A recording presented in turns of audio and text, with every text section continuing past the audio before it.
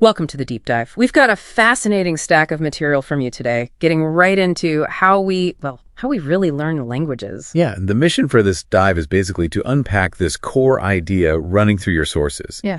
That the best path to actually speaking a language, to real fluency, might not be what you'd expect from, say, traditional classes. We're looking at a more intuitive way, maybe, something more natural, leaning into how our brains are actually wired.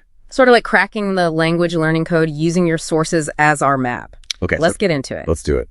So your sources start with this pretty powerful thought experiment. Imagine putting an infant, like a baby, into grammar school. Right.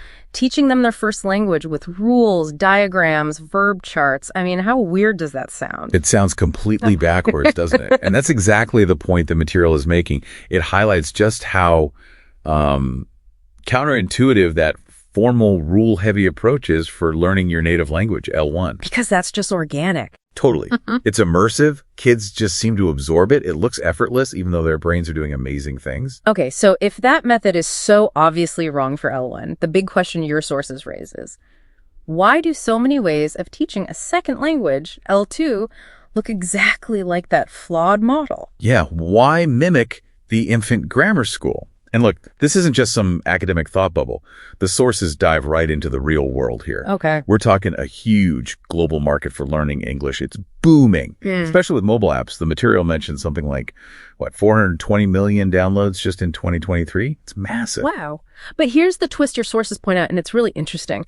Despite all this money pouring in, all this tech at our fingertips, widespread genuine fluency, it's still not really a guarantee, is it? Not at all. That's the paradox. Your sources detail some real barriers.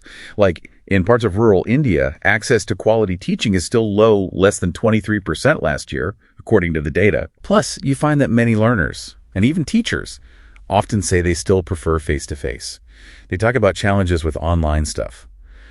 Staying motivated, patchy internet, just missing that real-time connection. Yeah, I can see that. It feels like maybe a lot of popular platforms, based on what you've gathered, teach about the language, here are the rules, here's vocabulary. Right, the facts. But they maybe miss the crucial part of helping you actually live in the language, to use it naturally. It makes you wonder, are some tech methods just like a high-tech version of that same old infant grammar school? Exactly.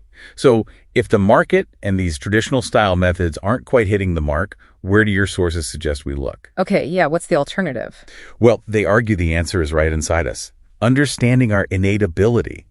Think about that child learning L1 again. It's subconscious, isn't it? Totally. It's interactive, driven by context, by needing to connect.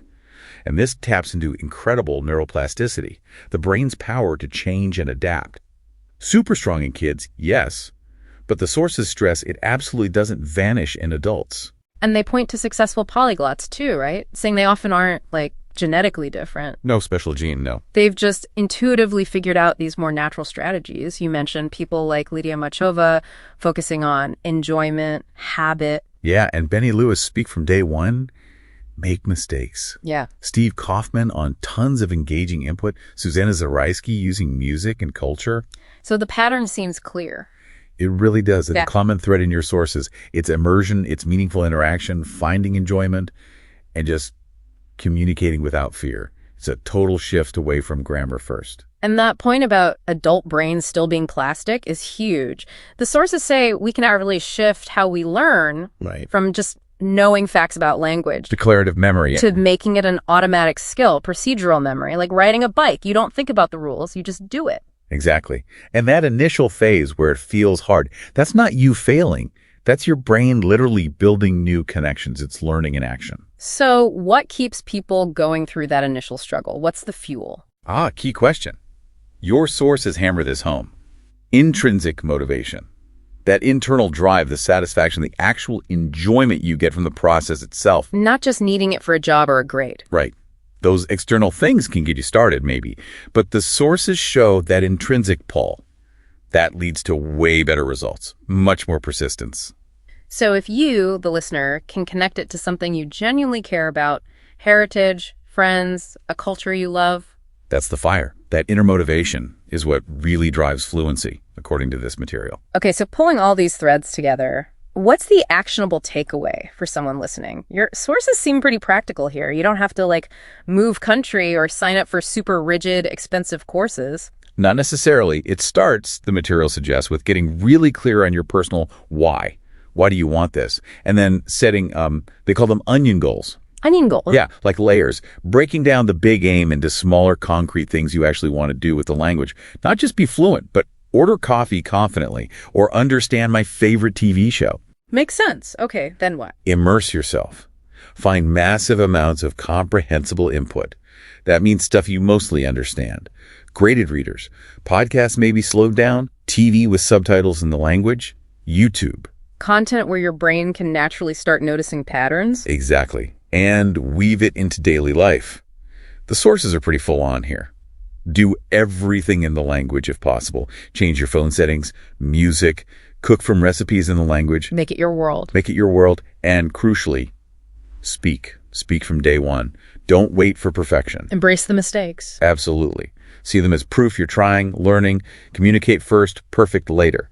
That's the advice echoing from those polyglots in your sources. Plus consistency. Finding people to talk to language apps, tutors, and just being kind to yourself through it.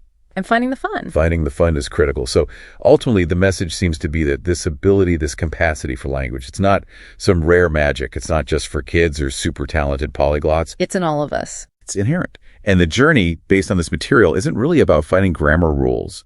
It's more about reawakening your brain's natural knack for this. Yeah. Aligning how you learn with how you're actually built. Yeah, the tools are often simple, already around you. It's about maybe trusting yourself more, stepping outside that traditional, sometimes frustrating way of thinking about it. Which does leave us with a pretty big question to ponder, doesn't it? Oh. If our brains really are so well suited for this organic, immersive way of learning languages, how much might our usual reliance on very traditional structured instruction actually be, well, holding us back? That is something to think about. Food for thought as you consider your own path to communicating authentically.